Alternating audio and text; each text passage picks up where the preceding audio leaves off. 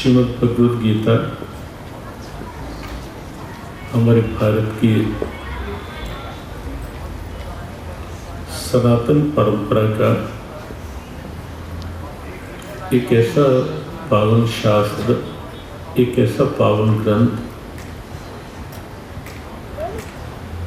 जिसको पूरे विश्व के चिंतकों, विचारकों ने खुले मन से स्वीकार किया। विश्व में यदि किसी एक ग्रंथ का नाम लिया जाए जिसको हर विचारधारा ने स्वीकारा, जिसको हर देश के चिंतकों ने स्वीकारा, वो नाम श्रीमद् भगवद गीता ही होगा।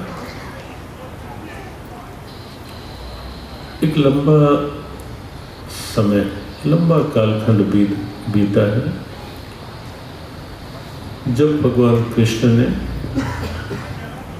अर्जुन को निमित्त बना करके भविष्य की आवश्यकताओं को समझते हुए और भविष्य की समस्याओं को देखते हुए गीता का उपदेश दिया था।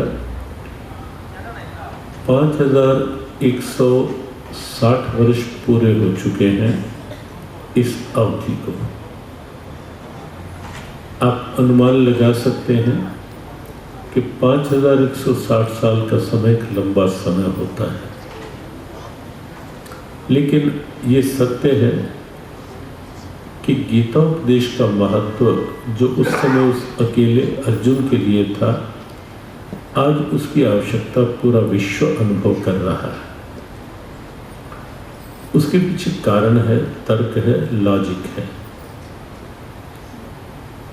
कि जो समस्याएं उस समय अर्जुन के सामने थी, अर्जुन के साथ थी, वो समस्याएं आज पूरे विश्व में एक व्यापक रूप लेती हुई दिखाई दे रही है।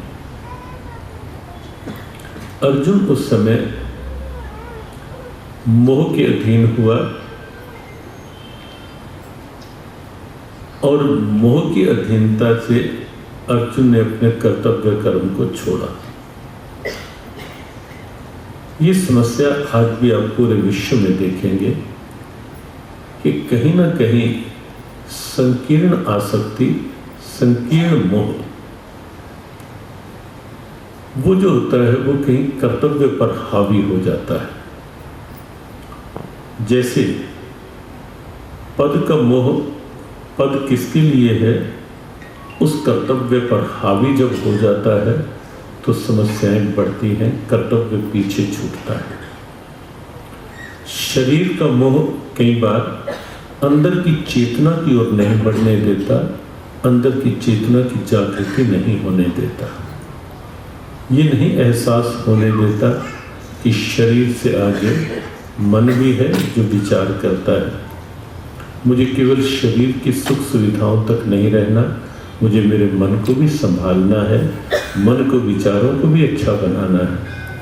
लेकिन जब जीवन केवल शरीर की सुख सुविधा, शरीर की आसक्ति तक सिमटता है और ये मान लेता है कि बस यही जीवन है जो दिख रहा है, शरीर अच्छा दिखे, शरीर अच्छा लगे, शरीर को अच्छी सुविधाएं मिले, शरीर को अच्छा खान पान मिले, बस वहीं तक जब जीवन सिमट जाता है, इससे मन कमज़ोर होते हैं, बुद्धि सही निर्णय नहीं कर पाती और ये आज पूरे विश्व में दिख रहा है।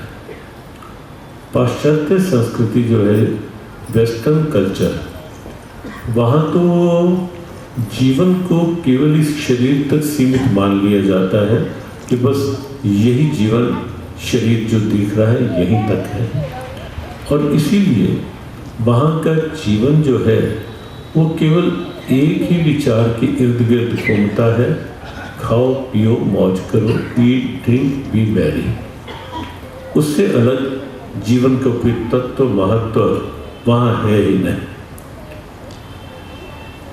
लेकिन भगवद गीता और भारतीय जो दर्शन है वो ये कहता है कि ये तो जीवन का केवल एक पार्ट है जो सामने दिखाई दे रहा है।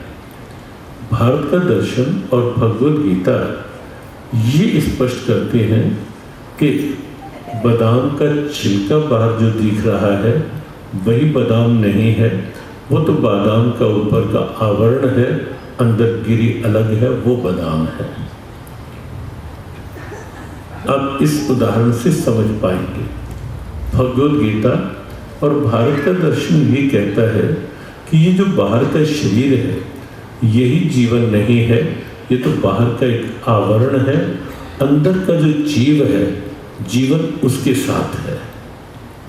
और अंदर जीव जो विचार करता है मन, जो निर्णय करती है वो बुद्धि, ये सब मिला करके अंदर का जीव। और इसीलिए भगवद गीता ने ये कहा कि एक संपूर्ण जीवन वो है जो इंद्रियान प्राणियाहुर इंद्रियेभ्यः परम मनः मनसस्तु पराबुद्धि यो बुद्धे परतस्तु सा। भगवान कृष्ण ने कहा अर्जुन तो समग्र जीवन एक परफेक्ट लाइफ जीना चाहता है, देखना चाहता है, तो ये समझ कि इंद्रियां शरीर की जो दिखाई दे रही है, इससे आगे इंद्रियेभ्यः परम मनः, इससे आगे मन है जो विचार करता है, मनसस्तु पराबुद्धिर, मन से आगे बुद्धि है जो निर्णय करती है, और बुद्धि के आगे जो बुद्धि परतस्तु सा, बुद्धि के आगे वो चेतना है, वो आत्मा है, जिसके कारण ये जीवन जीवन है, और जिसके बिना ये जीवन जीवन नहीं रहता, मृत्यु की संज्ञा पा जाता है, डेड बॉडी की संज्ञा पा जाता है, मुर्दा की संज्ञा पा जाता है। और उस स्थिति में किसी का धन भी काम नहीं आता, किसी की सिफारिश भी काम नहीं आती, कोई विज्ञान भी काम नहीं आता, कोई दवा भी काम नहीं आती, कुछ भी काम नहीं आता, जब वो चेतना जो शरीर का कुछ चला रही है जब वो अलग होती है। तो गीता ने कहा कि चार मिला करके जीवन परफेक्ट जीवन, संपूर्ण जीवन बनता है। और आप व्यवहारिक रूप में भी समझ सकते हो इसे। आप स्वयं विचार करें कि शरीर को सही सुख सुविधाएं मिले, अच्छी बात है, बुरी बात नहीं, लेकिन पीछे बैठ जाओ, बच्चे को लेकर ना, पीछे खुली जगह है वहीं बैठ लो आराम से, बार बार आगे पीछे नहीं। अब सोचे शरीर को अच्छी सुख सुविधाएं मिलती रहे, अच्छी बात है, लेकिन ये भी तो सोचो कि मन यदि अशांत है, मन यदि अस्थिर है, मन यदि कमजोर है, भीतर यदि टेंशन बनी है, इस प्रकार आप गीता को व्यवहारिक रूप में समझ पाओगे कि गीता की क्यों जरूरत है, क्यों जीव गीता की ओर से बार बार ये आह्वान किया जा रहा है। इसीलिए ताकि वास्तविकता जीवन की समझ में आ जाए। क्योंकि आज ये समाज में हो रहा है, बाहर की तामझाम बढ़ रही है, बुरी बात नहीं है, समय के साथ साथ आगे बढ़ना बुरा नहीं है, समय के साथ साथ सुविधाएं मिले उनका उपयोग बुरा नहीं है, लेकिन आप ये भी तो सोचो ना कि बाहर की सुविधाएं खूब हो लेकिन मन में अशांति बनी रहे, मन में टेंशन बनी रहे, तो क्या उस जीवन को आप पूरा जीवन कहोगे? क्या उस जीवन को आप अच्छा जीवन मान सकते हैं क्या? कि मन कमजोर है, मन हर समय अशांत, मन हर समय कहीं ना कहीं किसी न किसी टेंशन में उलझा हुआ, तो जीवन पूरा जीवन तो नहीं है ना। तो गीता एक समग्र जीवन की प्रेरणा, संपूर्ण जीवन जिए, जीवन को अच्छे से जिए। गीता इसलिए कहती है, पहले ये बात समझो कि शरीर की स्थिति ठीक है, अच्छा रहे, स्वस्थ रहे, सक्रिय रहे, ये आवश्यक है शरीर के लिए, और उसके लिए भी गीता में सूत्र है। आपको ये लगेगा इन 2 दिनों में कि गीता हमारे व्यवहार की कितना नजदीक वाला ग्रंथ है। आपको ये लगेगा कि गीता मेरे जीवन में कितना आवश्यक ग्रंथ है, कितनी आवश्यक प्रेरणाएं हैं गीता के अंदर। और ये भी आपको लगेगा कि गीता केवल मात्र बुढ़ापे में पढ़ने वाला शास्त्र नहीं है, गीता केवल मात्र रिटायर्ड लाइफ के लिए छोड़ने का ग्रंथ नहीं है। गीता केवल किसी डेथ बेड पर मरणासन स्थिति पर मृत्यु शैया या उस समय के नजदीक किसी बड़े व्यक्ति को सुनाने वाला ग्रंथ ही नहीं। आपको लगेगा इन 2 दिनों में कि गीता तो हर पग हर पल साथी है, सहारा है, जीवन जीने का एक अच्छा मार्गदर्शक है, गाइड है।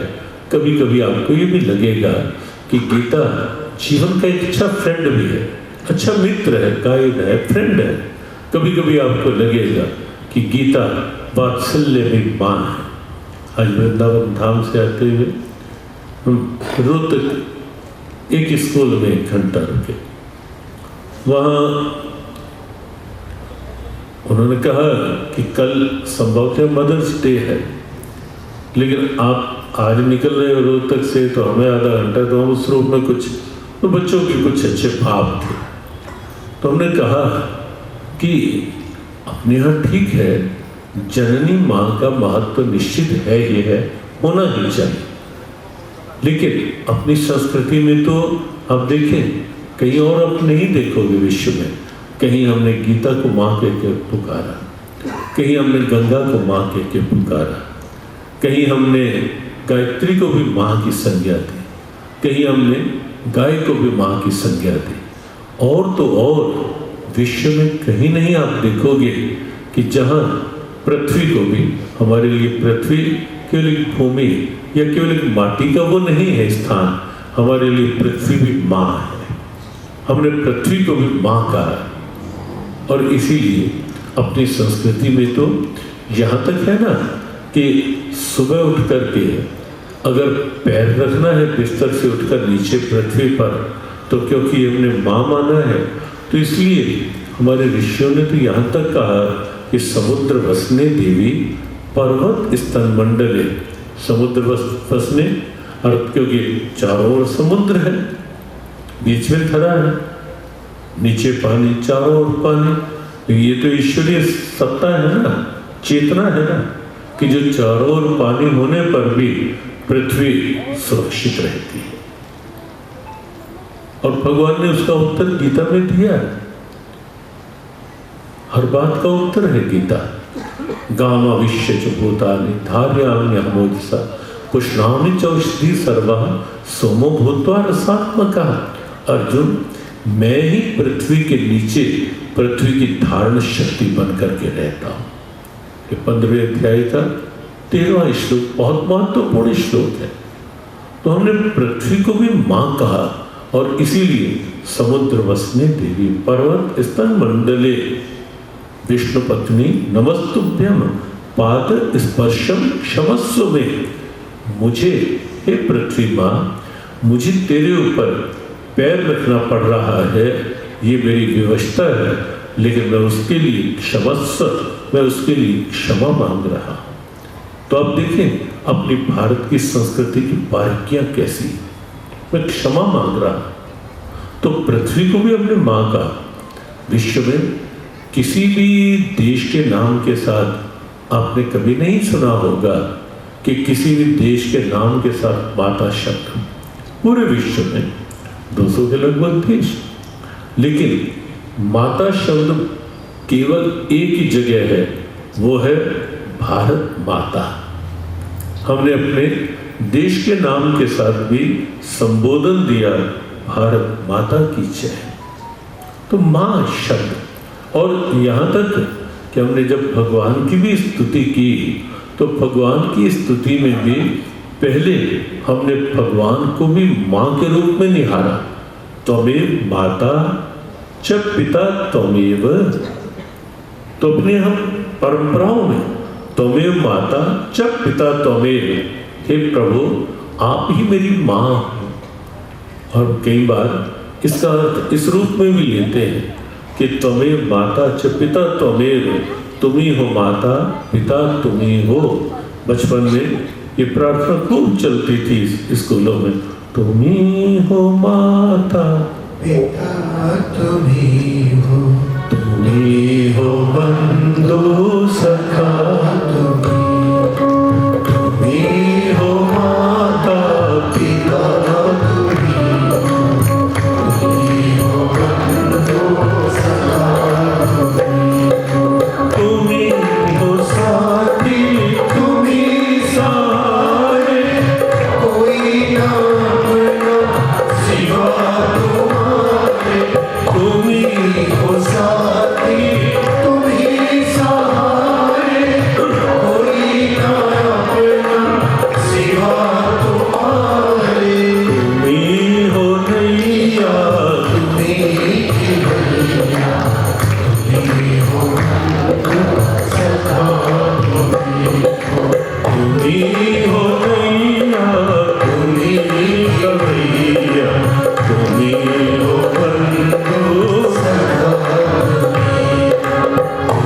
हो माता पिता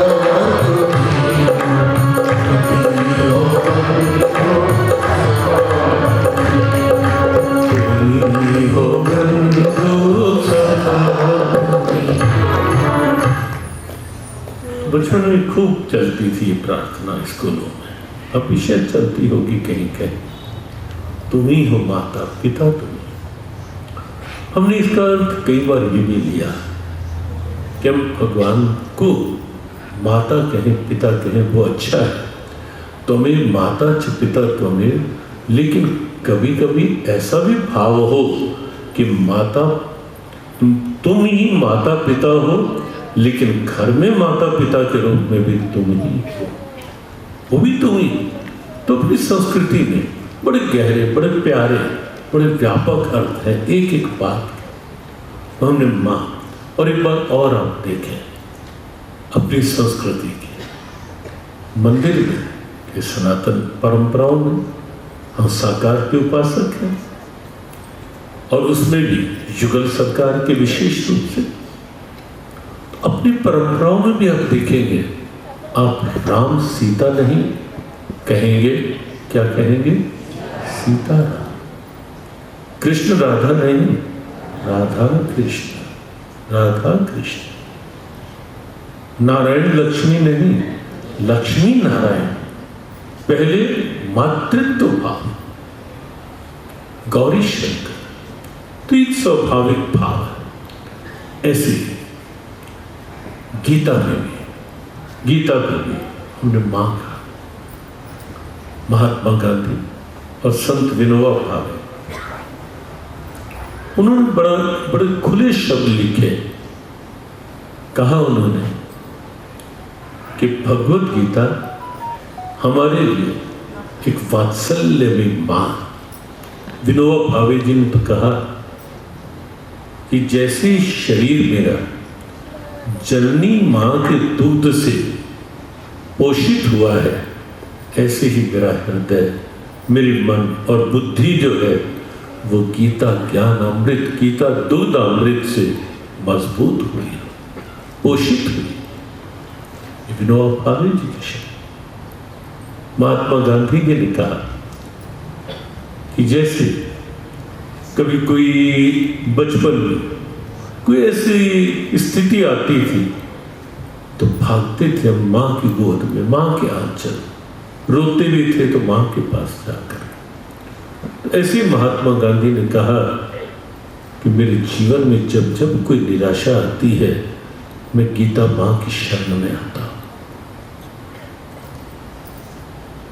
गीता माँ की गोद में अपना सिर रखता हूं, आदर पूर्वक गीता जी को हाथ में लेता हूं, खोलता हूं। एक ये संकेत भी आप सबके लिए कि जब भी अपने ऐसे पावन ग्रंथ हाथ में ले, बड़ी श्रद्धा पूर्वक भाव, श्रद्धावान लगते क्या। एक दो काम निश्चित रखा करो जब आप पाठ करें गीता जी का या किसी पावन ग्रंथ का। उसमें एक तो कभी भी जैसे पाठ करना है, गीता जी खोले, अब अगला पेज मान लो ऐसे ऐसे नहीं हो रहा है जल्दी से, तो कई बार कुछ लोग ऐसा कर बैठते हैं, नहीं करना चाहिए कि मुंह में उंगली रखी लगाई और ग्रंथ का पेज पलटने लगे। कभी भी साक्षात भगवान का वांग्मय स्वरूप है, कभी ऐसा नहीं कर। कुछ छोटी छोटी बातें होती हैं जो समझना आवश्यक होता है, और कभी ऐसा भी नहीं कि जब मान लो आज यहाँ तक पाठ हो गया, कल आगे करना है, तो कभी कभी ये भूल भी होती है कि पेज को ऐसे मोड़ दिया और ग्रंथ बंद कर दिया। होगा क्या, धीरे धीरे वो उतना भाग जो है वो कहीं मुड़े मुड़े कट जाए, खंडित सा हो जाएगा। तो इसलिए कुछ चीजें ध्यान। तो महात्मा गांधी ने कहा कि मेरे जीवन में जब जब कोई निराशा आती है, मैं तब तब बड़ी श्रद्धा से, बड़ी आदर से गीता जी को हाथ में लेता हूँ, सिर झुकाता हूँ, हृदय से लगाता हूँ, और फिर उसी भाव के साथ खोलता हूँ, देखता हूँ, और मुझे मेरी निराशा का समाधान मिल जाता है। और सच में गीता वात्सल्य में मां है। वात्सल्य, जब आप ध्यान से गीता पढ़ेंगे तो आपको लगेगा कि जैसे कभी मां पुचकारती भी है प्यार से, कुछ समझाने के लिए।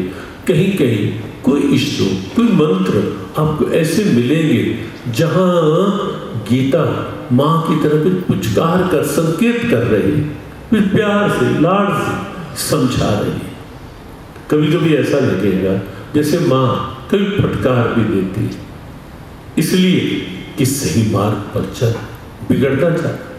गीता में भी ऐसे भी कुछ भाव आप देखेंगे जहां कुछ थोड़ा स्थंग के शब्द भी प्रयोग किए गए कि यदि सही मार्ग पर नहीं चलोगे तो इसका परिणाम ये होगा। थोड़ी फटकार की बात, कभी कभी आपको ऐसा भी लगेगा कहीं कहीं गीता जी की बहुत मीठी कुछ लोरियां दिखाई देंगी और मन ऐसा उन लोरियों को सुनकर पढ़ करके कुछ आनंद में के झूले में झूलता हुआ दिखाई देगा। ऐसे सूत्र भी आपको गीता जी में मिलेंगे। एक परफेक्ट लाइफ, एक संपूर्ण जीवन कैसे जिया जा सकता है। लेकिन उससे पहले एक बात और समझें, ये जो जीवन हम सबको मिला है, मनुष्य जीवन, इसको हल्के में ना ले। बड़ा दुर्लभ अवसर है, बहुत दुर्लभ। कितने शरीर हैं पृथ्वी पर, कितनी योनियां हैं, आप सबको ध्यान से देखें और फिर अपने को देखें। जीव सब में, जीवन सबका है और यह भी निश्चित है कि सबको अपना अपना जीवन प्रिय भी है या नहीं। कई बार आपने देखा होगा कि एक मच्छर जब आपके कान के पास आकर के बार बार सायरन पहले बजाता है और फिर आपको जब परेशान करता है, रात को ठीक से सोने नहीं देता, तो आप उसे पकड़ना यदि चाहोगे तो मच्छर आपकी पकड़ में नहीं आना चाहेगा। ऐसा होता है नहीं। एक चींटी जो चल रही है उसको भी आप पकड़ना चाहोगे, पकड़ करके वो भी भागेगी, क्योंकि उसके पास भी जीवन है। और हरेक को अपना अपना जीवन प्रिय भी है। हरेक को अपना जो जैसा है उसको अपना जीवन वैसे ही प्रिय भी है। तो जीवन सबका है, सबके पास है, सबको अपना अपना जीवन प्रिय भी है। लेकिन मनुष्य जीवन की तुलना कहीं भी नहीं हो सकती। मनुष्य जीवन बिल्कुल अलग है, बिल्कुल अलग। हमारे से जब कोई पूछता है, कहता है कि चमत्कार की बात आजकल कहीं होता है कि कुछ चमत्कारों की बात, कुछ वो बात, वे चमत्कार। हम कहते हैं कि मनुष्य शरीर जो है इसकी रचना अपने आप में ही ईश्वरीय चमत्कार है। अपने आप अब सोचे कि शरीर की रचना, ये चेहरा, अरबों की संख्या है दुनिया में, लेकिन ये इतना सा चेहरा सबका अलग अलग है या नहीं? कहीं भले ही इतना फर्क भी हो, लेकिन सबके इतने से चेहरे में इतनी वैराइटीज। कौन है पीछे कलाकार? सबकी आवाज अलग है। ये तो हो जाता है कभी कभी कि ये उस जैसा लगता है या इसकी आवाज उससे कुछ मिलती, ऐसा तो हो जाता है, लेकिन सबकी आवाज अलग अलग है। कई बार ऐसा भी होता है कि वैसे पहचान ना भी आ तो बोलते ही पहचान आ जाती है, अच्छा ये उसकी आवाज हो जाता है, नहीं होता है आवाज। तो आप देखें इतनी वैरायटी, इतनी भिन्नता, लेकिन कभी सोचो वो कौन जिसने शरीर की इस ढंग की रचना की? आंख की जगह आंख है, नाक की जगह नाक है, नाक अपना काम कर रहा है, कान की जगह कान अपना काम कर रहे हैं, जुबान की जगह जुबान अपना काम कर रही है, हाथ और हाथों में भी ये कितने हैं छोड़। अभी कोई मिला बहुत परेशान, सच्ची बात है, उसकी समस्या कोई और नहीं, वैसे ठीक स्वस्थ, लेकिन उसकी समस्या ये है कि हाथ की अंगुलियों में, आप देखें बात कितनी छोटी सी लेकिन कितनी बड़ी, उसके हाथों में ये जो जॉइंट्स है ना अंगुलियों में ऐसे ग्रिप, उसके हाथ में एक जॉइंट भी नहीं, रचना ऐसी होगी, एक ग्रिप ने एक जॉइंट काम कर रही। दिमाग की नाड़ियां, नसें बाहर से भी कई नसें बारीक हैं, हर नस को, हर नाड़ी को, हर रग को खून मिल रहा है लगातार। कैसे अंदर का सिस्टम चल रहा है, कौन चला रहा है? क्या अपने आप में चमत्कार नहीं? पाचन शक्ति, कुछ भी खा लो पाचन, फिर 4 घंटे बाद भूख। कौन है अंदर? कौन पचा रहा है? कौन रक्त बना रहा है? और ये संरचना है क्या? किसी वैज्ञानिक की देन है क्या? किसी डॉक्टर की देन है क्या? तो मनुष्य जीवन, मनुष्य शरीर की संरचना अपने आप में ईश्वरीय कृपा का चमत्कार कहो, उपकार कहो या उपहार कहो, ये निश्चित है कि ईश्वरीय कृपा मनुष्य शरीर के रूप में हुई। कल्याण का साधन महापुरुष कहते हैं, पूज्य संग्राम सुखदास जी महाराज बड़े अद्भुत सा, वो एक बात बहुत आग्रह से कहा करते थे कि जो काम और योनियों में नहीं हो सकता, केवल मनुष्य शरीर में हो सकता है, वो काम जरूर कर लो, जरूर कर लो। मनुष्य शरीर मिला है, अब देखिए, खाना पीना सोना आहार निद्रा भय मैथुनम च सामान्य में तत् पशुविद नराणाम, शास्त्रों ने कहा ये सब कुछ, खाना पीना सोना परिवार बनाना बढ़ाना चला, ये सब और योनियों में भी है, पशुओं में भी है, अपने अपने ढंग से अलग हो सकता है, लेकिन है। लेकिन सत्संग केवल मनुष्य शरीर में है, कहीं और नहीं। नाम सुमिरन केवल मनुष्य कर सकता है, पुण्यों की कमाई केवल मनुष्य कर सकता है। यज्ञ दान तपः कर्म, गीता ने कहा न त्याज्यम, ये छोड़ो नहीं जीवन में, ये पुण्य करना, सत्संग सेवा सुमिरन, ये छोड़ो नहीं जीवन में। क्यों? क्योंकि ये केवल मनुष्य शरीर में है, मनुष्य जीवन में है, कोई और नहीं कर सकता। कभी नहीं आपने देखा होगा कि कहीं पशुओं के लिए कोई सत्संग का आयोजन हुआ हो रहा, कोई पक्षी बैठे यज्ञ कर रहे हो, हवन कर रहे हैं, कभी नहीं देखा होगा। ये जितने पुण्य कर्मों की कमाई है, ये केवल मनुष्य जीवन में, केवल मनुष्य जीवन में। इसीलिए पूज्य संग्राम सुखदास जी ने कहा कि जीवन में ये जरूर कर लो, ये अवश्य कर लो। क्यों? क्योंकि लोक इससे बनेगा, परलोक इससे बनेगा।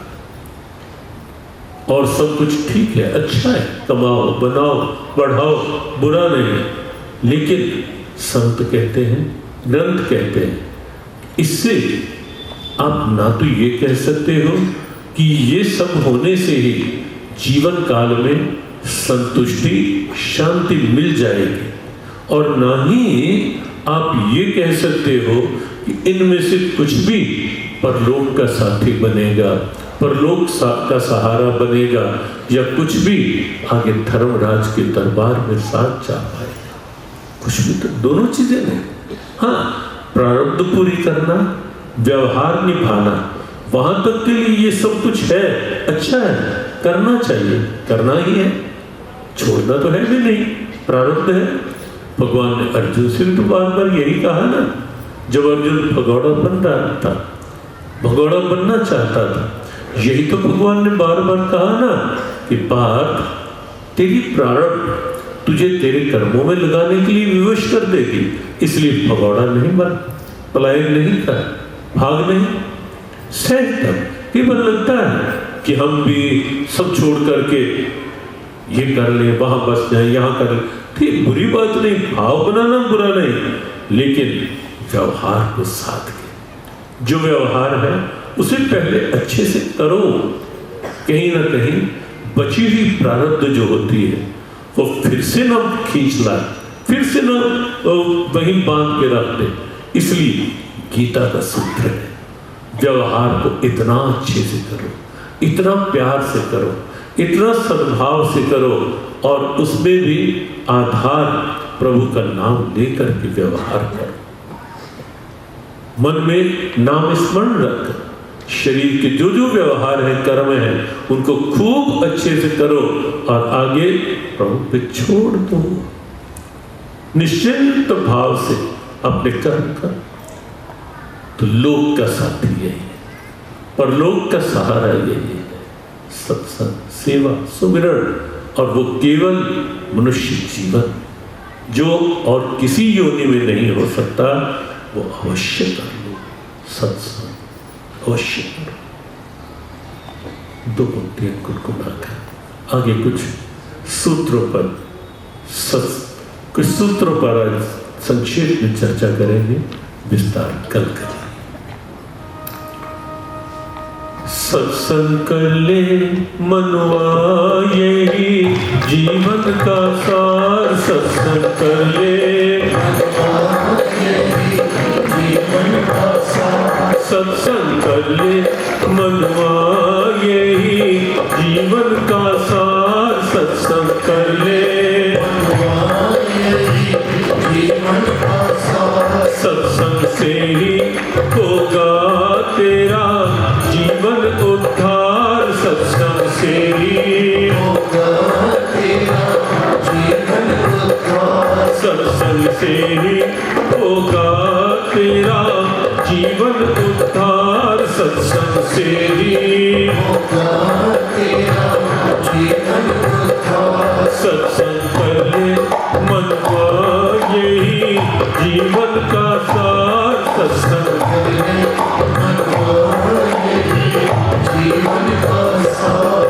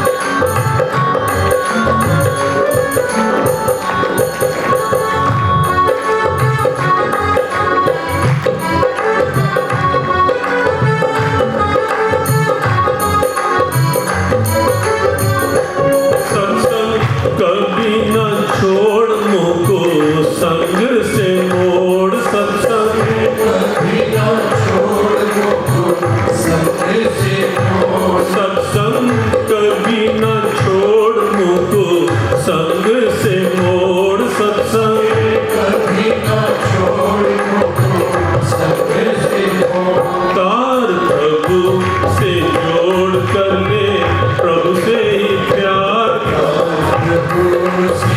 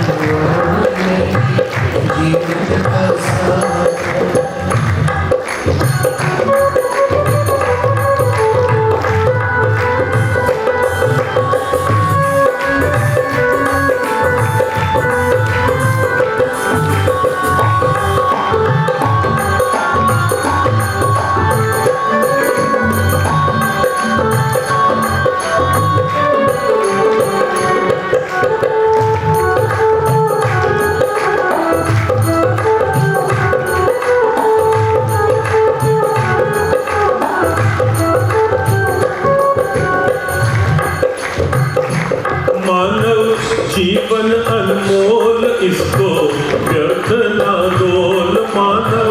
जीवन अनमोल इसको व्यर्थ ना डोल मानव जीवन अनमोल इसको व्यर्थ ना डोल मानव। जीवन अनमोल इसको व्यर्थ ना डोल इत उत व्यर्थ ना डोल ले ले सत्संग आधार। इत उत व्यर्थ ना डोल ले ले सत्संग आधार। ले ले सत्संग आधार। ले ले सत्संग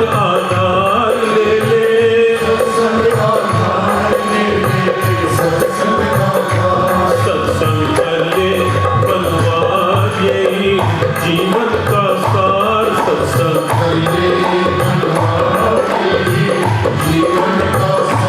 सत्संग सद्गुण बढ़ाए दुर्गुण दूर भगाए। सत्संग सत्संग सद्गुण बढ़ाए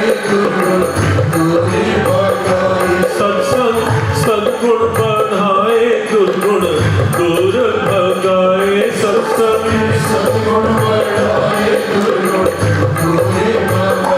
सत्य राह दिखाए मिटाए सब अंधकार। सत्य राह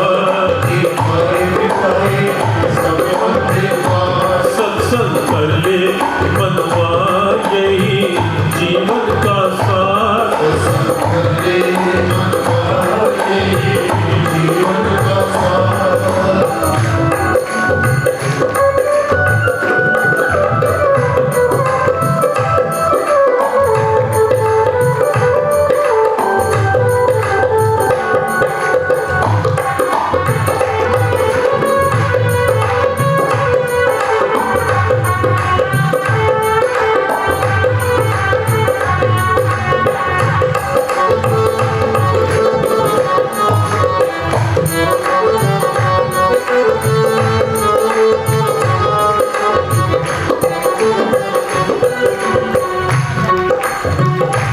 पाके गीता का सत्संग चढ़ जाए कृष्ण कृपा का रंग। पाके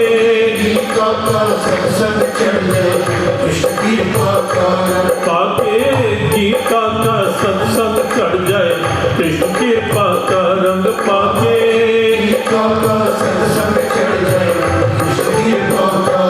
अनुभव कृष्ण को अंग संग मिले आनंद अपार।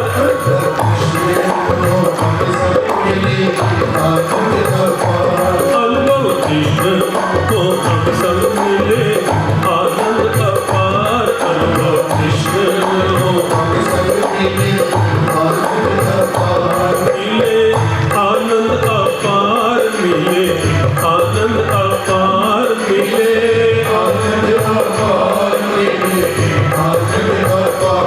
मिले आनंद अपार। ले ले सत्संग आधार। मिले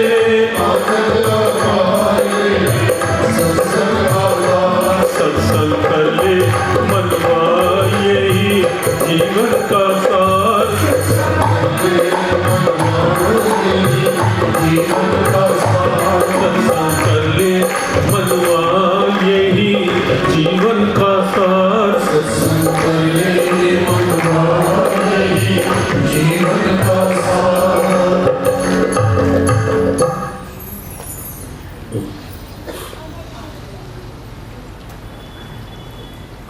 मनुष्य जीवन मिला है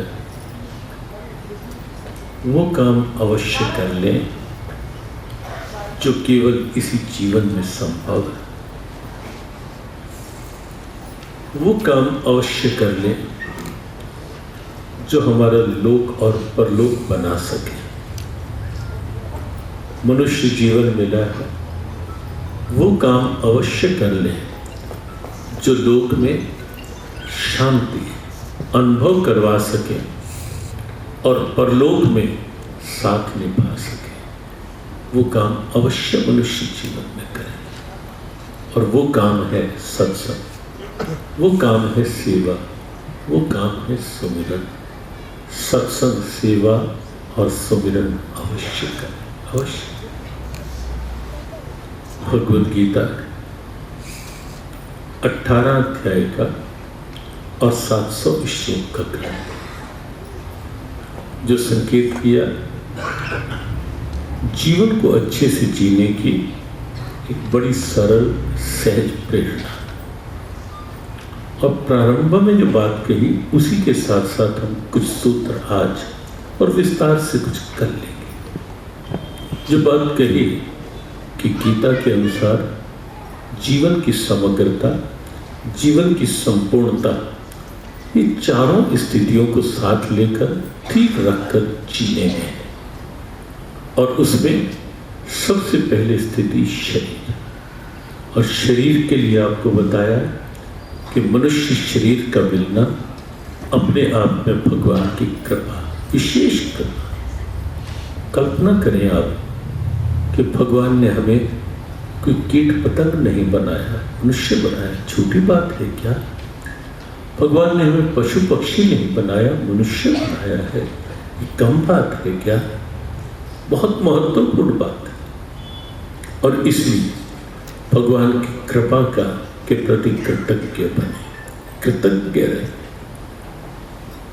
जिन्हें लगता है कि हमारे ऊपर भगवान की कृपा नहीं है, देखो ये मनुष्य शरीर मिलना ये भी अपने आप में कृपा है, ये भी अपने आप में कृपा है। संसार तो आज तक के इतिहास में 100% पूरा किसी को भी नहीं मिला, कहीं भी नहीं मिला। संसार पूरा नहीं मिलता, जिसको भी मिलता है, जितना भी मिलता है, तो भी अधूरा ही मिलता है, अधूरा ही मिलता है। और दूसरी बात ये भी है, संसार जितना भी अधिक से अधिक मिल भी जाए तो भी ये संसार पूरी शांति किसी को नहीं दे पाया, नहीं दे सकता, क्योंकि संसार के पास पूरी शांति देने की पावर भी नहीं। संसार अधूरा है, इसलिए अधूरा से। संसार परिवर्तनशील है, इसलिए परिवर्तनशील सुख देता है। संसार आने और जाने वाला है, इसलिए आने और जाने वाला सुख देता है, पूर्ण शांति नहीं। इसीलिए गीता के कृष्ण कहते हैं कि शरीर से कर्म करो, लेकिन मन में प्रभु का स्मरण करो। बार बार गीता में कहा मन मना भव। अर्जुन, तो मन मेरे में लगा करके शरीर के द्वारा जो निश्चित निर्धारित कर्म है वो कर। इससे क्या होगा? मन को मन की फीडिंग मिलती रहे। कई लोग जब ये पूछते हैं कि क्या आवश्यकता भगवान की, क्या आवश्यकता नाम की, क्या आवश्यकता सुमिरन की, क्या आवश्यकता पाठ या सत्संग की, अरे भाई मन को भी तो मन की खुराक चाहिए ना।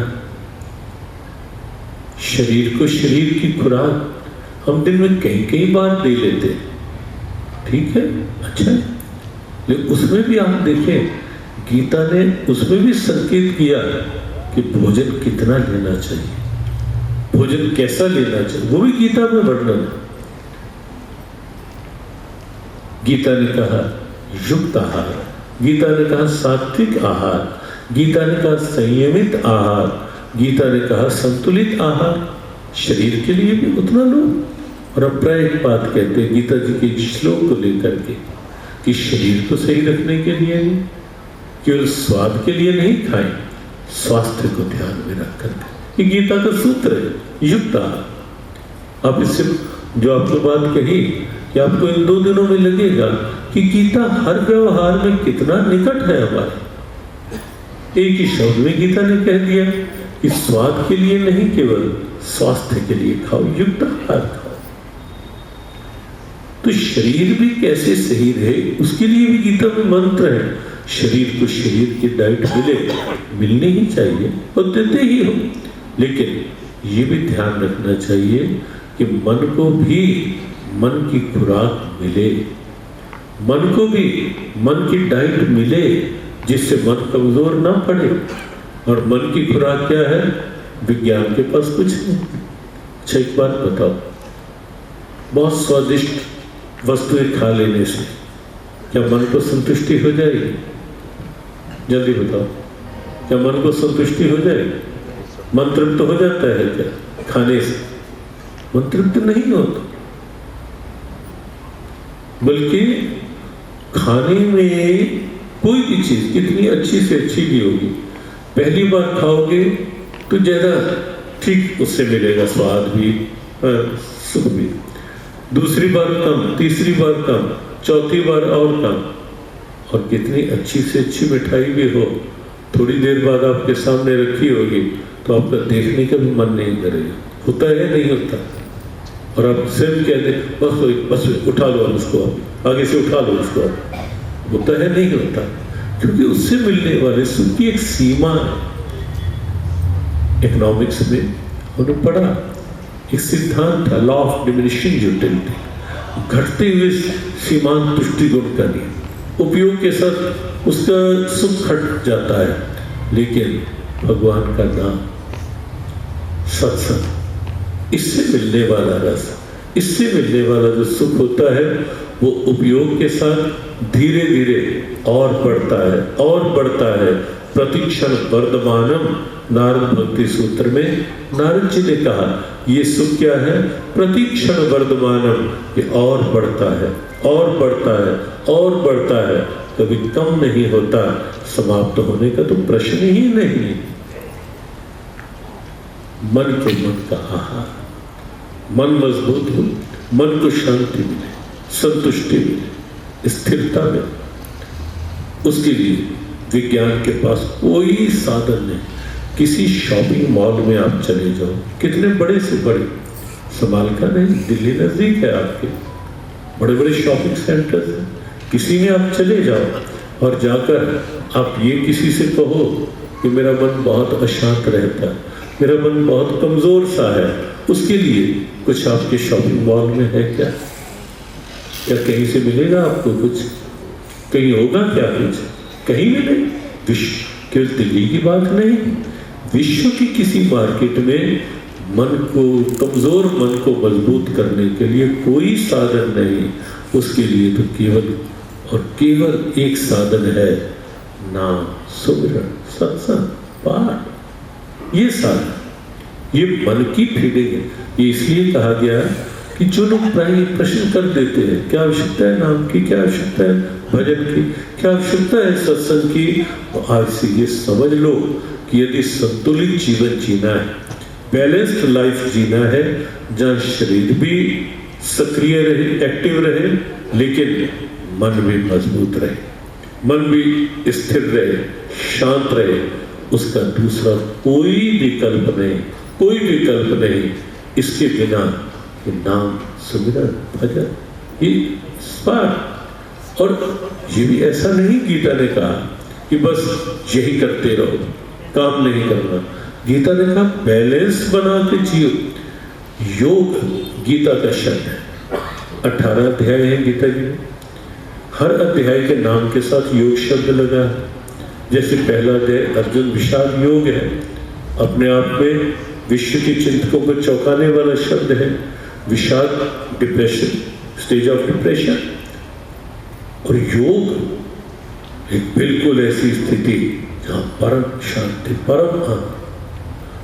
तो इसका अभिप्राय ये कि गीता वो ग्रंथ है जो विषाद को भी योग में बदल सकता है। विषाद को, बिल्कुल टूटे हुए मन को भी जो जोड़ सकता है, हिले हुए मन को भी जो स्थिर कर सकता है, अशांति में डूबे हुए मन को भी जो पूर्णतया शांत कर सकता है। और इसीलिए आप देखिए गीता का पहला अध्याय जो अर्जुन विषाद योग है, उसका जो अंतिम श्लोक है और अंतिम शब्द उसका है वह है शोक संविघ्न मानसा।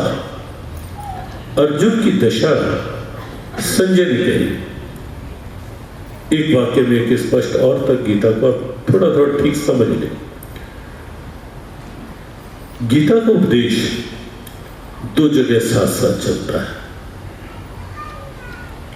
वैसे कई बार ये प्रश्न होता है कि जब भगवान ने गीता उपदेश दिया उस समय कितने लोगों ने सुना साथ साथ?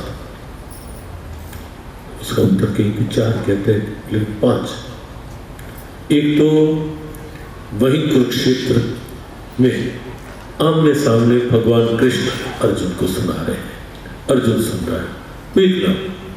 एक जो संजय को महर्षि वेदव्यास से दिव्य दृष्टि मिली, हस्तिनापुर में बैठे बैठे संजय सुन रहे हैं इधर से और उधर से धृतराष्ट्र को सुना रहे हैं। कितने नाम हो गए? 3। एक, अर्जुन की रथ की ध्वजा पर कौन विराजित थे? हनुमान जी। अर्थव्यवस्थितान दृष्ट्वा धार्तराष्ट्रान कपि ध्वजा, ये गीता के प्रथम अध्याय के 20वें श्लोक में हनुमान जी का संकेत है कि वह रथ अर्जुन का जिसकी ध्वजा पर हनुमान जी विराजित है। तो हनुमान जी ने भी गीता सुनी साथ। यद्यपि बाद में भगवान ने कहा भी कि हनु, अगर गीता सुननी थी तो तुम्हें ऊपर से नीचे उतरना चाहिए था, ऊपर बैठकर सीखे। तो आगे कथा ऐसी आती है कि कुछ समय के लिए उन्हें पिशाच योनि में रहना पड़ा। पिशाचनी गीता, ये पूज्य डोंगरी जी महाराज इसका बड़ा अच्छा वर्णन किया करते थे, उन्होंने टीका भी लिखी उस समय। तो हनुमान जी। एक नाम और भी है, ये बताया था किसी ने आया था नहीं? क्या नहीं, व्यास नहीं, व्यास तो अलग उसी स्थिति। एक नाम और है, वो है बर्बरीक, जो वर्तमान में खाटू श्याम के रूप में जिनकी कलिकाल में, और वो भी सत्य ये है कि ये जो बर्बरीक, क्योंकि कथा का विस्तार आप जानते हैं, उसमें जाने की आवश्यकता नहीं है कि जब भगवान कृष्ण ने शीश मांग लिया, जब ये लगा बर्बरीक के द्वारा ये कहा गया कि जो हारने लगेगा मैं उसे जिताने का काम करूंगा। भगवान ने कहा क्षमता है, एक बाण चलाकर पूरे वृक्ष के पत्तों को बेधा। कुछ घटना चुलकाना धाम के साथ भी जुड़ी आती है ऐसी घटना, तो बेधा। भगवान ने समझ लिया कि ये हलचल कर सकता है धर्म की विजय के मार्ग, शीश मांग लिया, तो इसलिए शीश का दानी कहा जाता है, शीश मांग लिया। तो जब बर्बरीक ने इच्छा व्यक्त की कि मैं पूरे युद्ध को देखना, पहले कहा कि मैं शीश बाद में दे दूंगा कृष्ण, मुझे युद्ध देखने तो भगवान ने कहा तेरे ऊपर अविश्वास नहीं, कहीं उस समय तेरे में जोश आ गया और हारते पक्ष को भी हारना तो अधर्म नहीं है, और तो हारने वाले अधर्म को जिताने का काम करने बैठ के आवा, तो उस समय क्या होगा? करने का कहा हाँ, अगर तू युद्ध देखना चाहता है मैं एक काम कर दूंगा, तेरे शीश को किसी ऐसी जगह में विराजित करवा दूंगा कि जहां से वो पूरा महाभारत युद्ध देख पाएगा। और एक ही ऐसा नाम है जिसने 48 कोस में हो रहे पूरे युद्ध को देखा। और ये कारण था कि जब युद्ध समाप्ति पर कि अर्जुन गांडीव को लेकर अहंकार करने लगा कि मेरे गांडीव के कारण विजय हुई, कहीं भीम ने कहा नहीं मेरी गदा, और सब अपना अपना बखानने लगे। भगवान कृष्ण ने पांचों से कहा कि चलो जरा तुम व्यर्थ में इस उहापोह में या इस अहम में ना रहो, चलो जरा घूम आते हैं बाहर। चले गए और भगवान कृष्ण वहां लेकर गए जहां बर्बरीक का ऊंचा सर रखा हुआ था। कहा अर्जुन और भीम से कहा जरा पूछो कि इसने क्या देखा युद्ध में। और तब बर्बरीक ने कहा था कि मैंने और कुछ नहीं देखा, मैंने पूरा युद्ध देखा है, सब कुछ सुना भी है, देखा भी है, लेकिन मैंने तो जहां देखा है वही केवल और केवल श्री कृष्ण का चलता हुआ चक्र देखा है मैंने और कुछ नहीं देखा युद्ध। मुझे तो केवल एक ही दिखाई दे रहा था कि कहीं भी है तो चक्र ही अपना काम कर रहा है।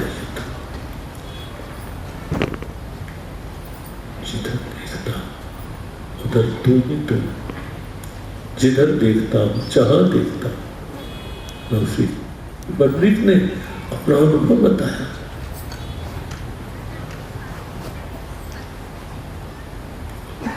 जिधर देखो जहां देखो तू ही तू नजर आए जिधर देखो,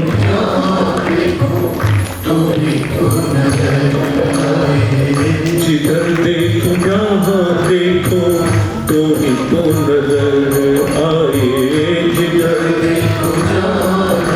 बस के लिए 2 लाइनें गुनगुनाकर 5-7 मिनट में आज आरती की ओर बढ़ेंगे।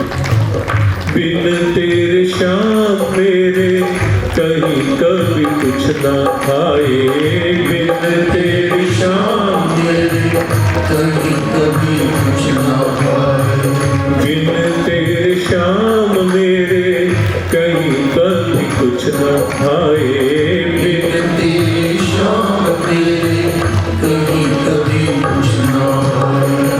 सोते जगते ख्वाब और ख्याल में, सोते जगते ख्वाब और ख्याल में, सोते जगते ख्वाब और ख्याल में, सोते जगते ख्वाब और ख्याल में।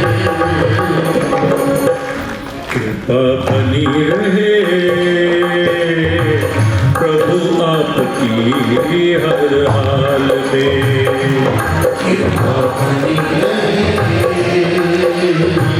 प्रभु आपकी हर हाल में, कृपा बनी रहे प्रभु आपकी हर हाल में, कृपा बनी रहे प्रभु आपकी हर हाल में। याद भूले ना कभी भी किसी काल में, याद भूले ना कभी भी किसी काल में, याद भूले ना कभी भी किसी काल में, याद भूले ना कभी भी किसी काल में। कृपा बनी रहे प्रभु आपकी हर हाल में,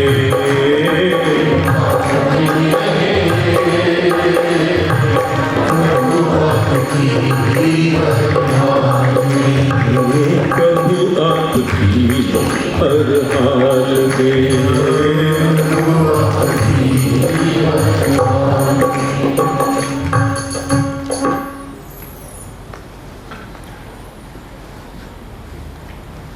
बर्फीक ने कहा कि मुझे कुछ भी नहीं दिखाई दिया, बस चलता हुआ चक्कर दिखाई दिया। तो अस्तु भगवान ने उस समय फिर बर्फीक को वर दिया था कि तूने बहुत बड़ा दान किया और मैं तुझे अपना नाम दे रहा, और आने वाले समय में तुम मेरे नाम से ही समाज में तेरी पूजा। असल ये जो खाटू श्याम मूलतः भगवान कृष्ण मूल तत्व जो है भगवान श्याम सुंदर, उनके द्वारा दिया गया भाव और उनके द्वारा दिया गया नाम ये खाटू श्याम। डोनेशन आगे कथा लंबी है, वहां चुलका है, लेकिन बर्फीक उस समय 5वां नाम था जिन्होंने वहां बैठ के सब देख भी रहे थे, सुन भी रहे थे। बात चल रही थी मुख्यतः एक और अर्जुन और हस्तिनापुर में दिव्य दृष्टि पा करके संजय देख रहे हैं, सुन रहे हैं। और संजय ने जो अर्जुन की स्थिति बताई प्रथम अध्याय के अंतिम श्लोक के अंतिम वाक्य में, वो थी शोक संपीर्ण मानसा, पूरी तरह शोक में डूब चुका अर्जुन। संजय ने कहा, राजन इस समय अर्जुन की स्थिति बहुत दयनीय है, पूरी तरह दुख में शोक के सागर में डूबा पड़ा है, कुछ नहीं सोच कर रहा। लेकिन वही अर्जुन पूरी गीता सुनने के बाद वही अर्जुन कहता है, कृष्ण मैं अब पूरी तरह से शांत हूं, प्रसन्न चित्त हूं, स्थिर हूं, कोई संशय नहीं रहा, कोई दुविधा नहीं रही। नष्ट मोह स्मृतिर्लब्धा तत्प्रसादान अच्युत स्थितोऽस्मि गत्सन्देहा करिष्ये वचनं तव। हे कृष्ण, अब मेरा ये संकीर्ण मोह दूर हो गया, अब मुझे मेरे कर्तव्य की स्मृति हो गई है, मुझे करना क्या। कई लोग कहते हैं ये गीता मोह नष्ट करने, अरे भाई बुराइयों से मोह नष्ट, बुराइयों में मोह रहना चाहिए क्या। बच्चे का अगर अटैचमेंट मोबाइल में रहेगी तो अच्छा पढ़ पाएगा क्या, बताओ। तो गीता यही तो कहती है अटैचमेंट तुम्हारी जो कर्तव्य है उसमें अटैचमेंट हो, व्यर्थ इधर उधर नहीं। क्या आपको लगता है कि बच्चे की अटैचमेंट पढ़ाई के दिनों में मोबाइल में भी होनी चाहिए या पढ़ाई में होनी चाहिए। ये गीता है कि नष्टो मोहा, व्यर्थ की चीजों में अटैचमेंट नहीं, जो लक्ष्य है जो कर्तव्य है उसमें अटैच होकर रहना, ये कर्तव्य के प्रति भाव वो गीता है। अर्जुन ने कहा अब मुझे मेरे कर्तव्य की स्मृति हो गई है, मेरा ये व्यर्थ का मोह दूर हो गया, और अब आपके प्रसाद से, तो गीता विषाद से प्रसाद की यात्रा है, आपकी कृपा से मैं बिल्कुल स्थित हुआ, अब मेरा मन स्थिर है, मजबूत है, स्टेबल है, और मैं वही करूंगा जो आपकी इच्छा है, वैसा ही बनूंगा जैसे बच्चा कहे अब मेरा ध्यान मोबाइल से हट गया है, और माता पिता को ये कहे कि अब आप जो मेरे से उम्मीद रख रहे हो अब मैं वो करूँ, प्रसन्नता होगी या नहीं होगी आपको। जो बच्चा ये कहे कि मेरा व्यर्थ की बुरी संगति से, व्यर्थ के मोबाइल से ध्यान हट गया, अब जिसमें आपकी प्रसन्नता है अब मैं वो करूँगा, तो माता पिता प्रसन्न होंगे या नहीं होंगे ना। ये गीता है।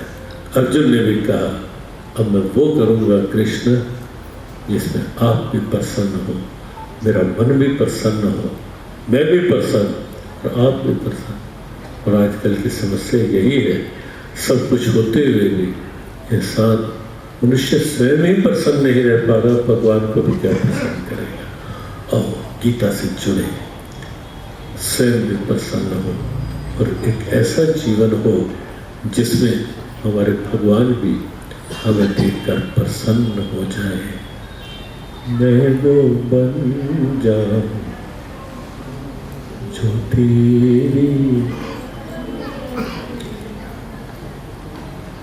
ये लाइन अभी गुनगुना ली और कल गुनगुना कर शुरू कर। ये मेरी अर्जी है, ये मेरी अर्जी है, ये मेरी अर्जी है, ये मेरी अर्जी है, मैं वो हो जाऊं जो तेरी मर्जी है।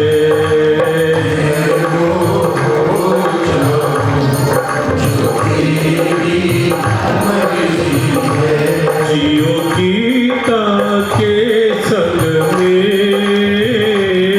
जियो गीता के संग में, जियो गीता के संग में, जियो गीता के संग में, छोड़ के चिंताएं सब जियो जीवन आनंद में, छोड़ के चिंताएं सब जियो जीवन आनंद में। गीता जीना सिखाती है, गीता जीना सिखाती है,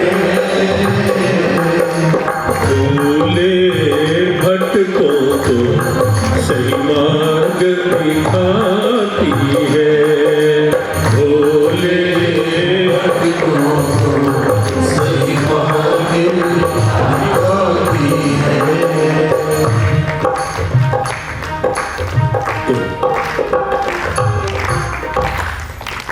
गीता अशांति से शांति की, बिखराव भटकाव से शांति सद्भाव की, अमंगल से मंगल की,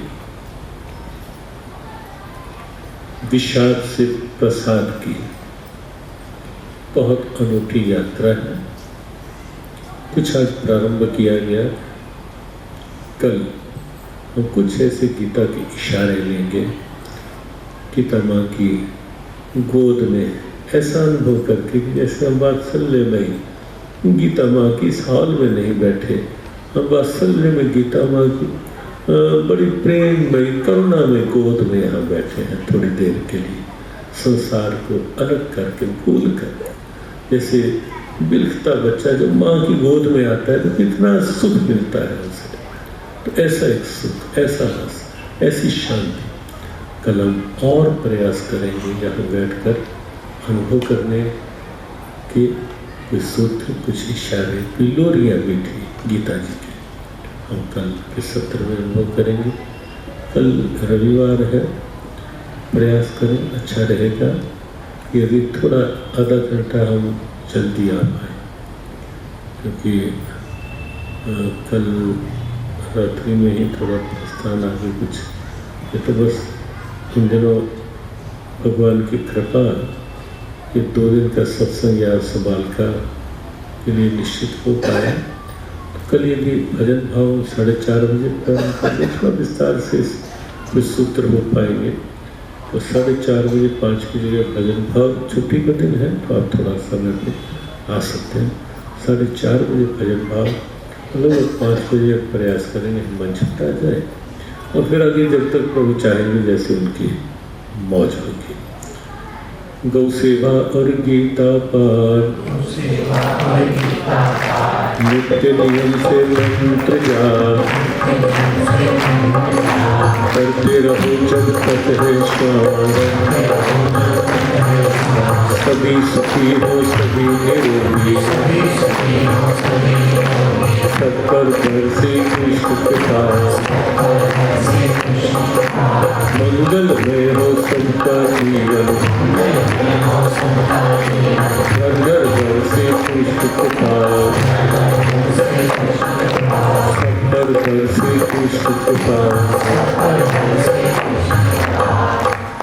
मेरे नाथ मैं आपको भूलूं नहीं, मेरे नाथ मैं आपसे दूर न रहूं, आप मुझसे दूर न रहें, मेरे नाथ आप अपनी कृपा सदा सब पर बनाए रखें। जय श्री कृष्ण, जय श्री राधे, जय भगवत गीता, जय गौ माता, जय गुरुदेव। भगवान की मंगल में कृपा सब प्रकार से आप सब पर बनी रहे। 2 दिवसीय गीता सत्संग के आज प्रथम दिन के सत्संग सत्र विश्राम पर सबके लिए शुभकामना, मंगल का। श्री राधे, श्री राधे, श्री राधे। जय श्री कृष्ण। बहुत बहुत धन्यवाद महाराज श्री जी। हर व्यक्ति, हर प्राणी गीता जी की प्रेरणाओं के अनुरूप गीता में जीवन जीता है। हमारी युवा पीढ़ी गीता से जुड़े, हम सभी गीता से अष्टादश श्लोकी गीता का संकलन किया है। साथ ही 3 विशेष श्लोक हैं। ठीक 4:30 बजे आप सब ज़्यादा से ज़्यादा संख्या में अपने सभी रिश्तेदारों को, जैसा कि सब जानते हैं कल रविवार का दिन है, अच्छा रहेगा 2 मिनट आरती का आनंद लीजिए। 2-3 मिनट की बात, कृपया 5 मिनट के लिए रुक जाएं। अभी गीता जी की आरती होगी, उसके पश्चात आप सब प्रसाद लेकर के जाइएगा। आइए, जैसा कि अभी महाराज श्री जी ने बताया बड़े सरल शब्दों में कि गीता जी के सत्संग से हमें कृष्ण कृपा प्राप्त होती ही है, क्योंकि आप सब जानते ही हैं गीता जी स्वयं भगवान कृष्ण की वाणी है।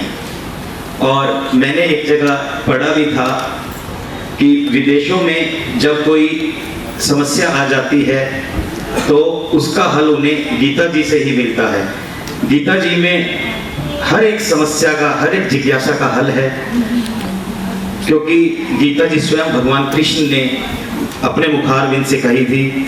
और आइए, जैसा कि महाराज श्री जी का उद्देश्य है कि हर घर में गीता जी का पाठ हो, हर व्यक्ति गीता जी से जुड़े, तो मैं प्रार्थना करूंगा आदरणीय श्री राधेश्याम धनई जी से, जो कि महासचिव है श्री कृष्ण कृपा केंद्रीय समिति के, वो आए और आप सबको श्री गीता प्रिय योजना जो महाराज श्री जी द्वारा प्रारंभ की गई है उसके बारे में आप सबको रूबरू करवाएंगे।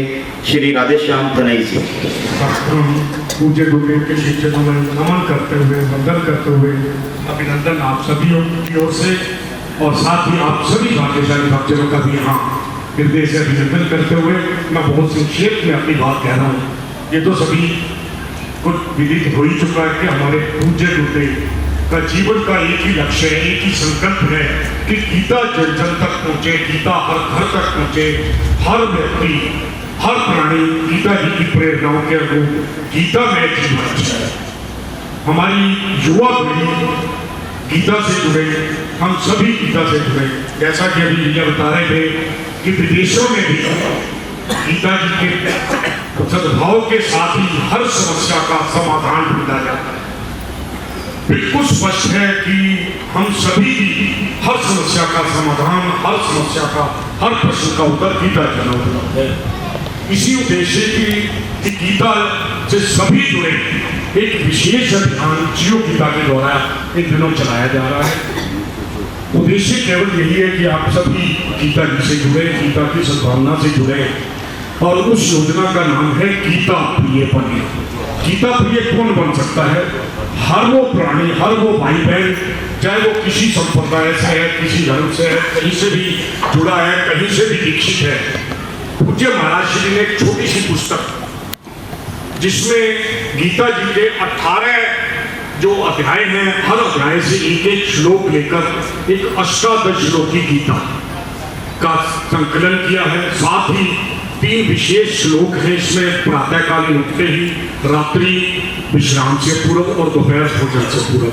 केवल 7-8 मिनट का समय पूरे दिन में 24 घंटे में यदि आप अपने ही कल्याणार्थ योगेश्वर भगवान श्री कृष्ण की कृपा पाने के लिए ये 7-8 मिनट का यदि आप पाठ करने का मन बनाते हैं, पाठ करने का सोचते हैं, संकल्प लेते हैं कि हाँ हम 7-8 मिनट निकाल करके ये पाठ कर सकते हैं, तो आप गीता प्रिय के रूप में जियो गीता से जुड़ सकते हैं।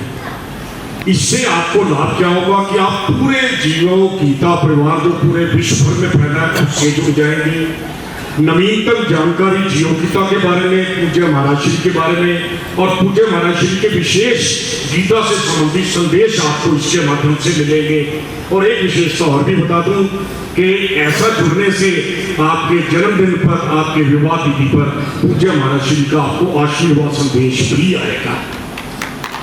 तो इसके लिए पीछे कार्यालय में काउंटर पर एक फॉर्म उपलब्ध है। वो फॉर्म यदि आप भर के देते हैं तो आप गीता प्रिय के रूप में निश्चित रूप से जुड़ जाएंगे और गुरुदेव का आशीर्वाद, योगेश्वर भगवान श्री कृष्ण की कृपा पाएंगे। वैसे मुझे लगता है विशेष रूप से समालखा के बारे में लगभग आप सभी लोग चुड़काना धाम के सेवक हैं, अर्थात श्याम बाबा के सेवक हैं। श्याम बाबा की कृपा है, और जो श्याम बाबा के सेवक हैं वो योगेश्वर भगवान के सेवक, योगेश्वर भगवान श्री कृष्ण के प्रिय तो हैं, और योगेश्वर भगवान के प्रिय हैं तो आप गीता प्रिय तो निश्चित रूप से हैं ही। अतः मुझे उम्मीद है कि जितने भी आप लोग यहाँ हैं सभी गीता प्रिय के रूप में अवश्य जुड़ेंगे। पीछे हमारे नीरज जी भी बैठे हैं कार्यालय में, वहाँ आप फॉर्म लेकर के केवल 2 मिनट लगेंगे, सभी अपना अपना गीता प्रिय के रूप में जुड़ने के लिए फॉर्म भर के जाएंगे। आप सभी का हृदय से धन्यवाद, शुभकामना। जय श्री कृष्ण, जय श्री राम। कल प्रातः 7 बजे शॉप नंबर 174 174 श्री सत्यवीर शर्मा जी की दुकान पर गीता हवन यज्ञ का आयोजन किया गया है। जो भी प्रेमी वहां आना चाहे वो सादर आमंत्रित हैं। और जो भी भक्त गीता प्रेरणा लेना चाहते हैं वो कृपया कार्यालय में अपना नाम लिखवा दें। श्री कृष्ण कृपा परिवार की ओर से गीता प्रेरणा उनके घर पहुंचा दी जाएगी। और जो भी महाराज श्री जी से नाम दीक्षा लेना चाहते हैं वो भी कार्यालय में जाकर के अपना अपना नाम लिखवा दें। और मैं फिर पुनः आग्रह करूंगा, कल का समय 4:30 बजे का रहेगा। आप सब ठीक समय पर पहुंचे। कृष्ण जी की वजह से नहीं है, गीता जी का महत्व तो अर्जुन जैसे श्रोता की वजह से है। तो अर्जुन जैसे श्रोता बने और समय पर पहुंचे। आइए मैं प्रार्थना करूंगा आरती के लिए श्री सावन मित्तल जी अग्रवाल भाजी, जो किसी नाम के किसी परिचय के मोहताज नहीं, वो आए, गीता जी की आरती करवाएंगे। सावन मित्तल जी, राकेश बंसल जी, प्रदीप बंसल जी, प्रोफेसर जेबी गर्ग जी, श्री नरेश मित्तल जी, श्री मनोज मित्तल जी, श्री कृष्ण बंसल जी, आप सब आए और आरती करवाएंगे। जिनका मैंने नाम पुकारा है कृपया आ जाइए। आइए आरती करेंगे सब। महाराज श्री जी से नाम दीक्षा लेना चाहते हैं वो भी कार्यालय में जाकर के अपना अपना नाम लिखवा दें। और मैं फिर पुनः आग्रह करूंगा, कल का समय तो अर्जुन जैसे श्रोता बने और समय पर पहुंचे। आइए मैं प्रार्थना करूंगा। आओ मिल सब आरती गाई भगवती गीता माता की। आओ मिल सब आरती गाई भगवती गीता माता की। गीता माता की भगवती गीता माता की। गीता माता की भगवती गीता माता की। आओ मिल सब आरती गाई भगवती गीता माता की। आओ मिल सब आरती गाई भगवती गीता माता की। कर्म भक्ति और ज्ञान की धारा, कर्म भक्ति और ज्ञान की धारा, धोवे मन का कल्मश सारा, धोवे मन का कल्मश सारा। त्रिवेणी संगम ये प्यारा, त्रिवेणी संगम ये प्यारा। आओ करे स्नान पावन कृपा सुख दाता की। आओ मिल सब आरती गाई भगवती गीता माता की। आओ मिल सब आरती गाई भगवती गीता माता की।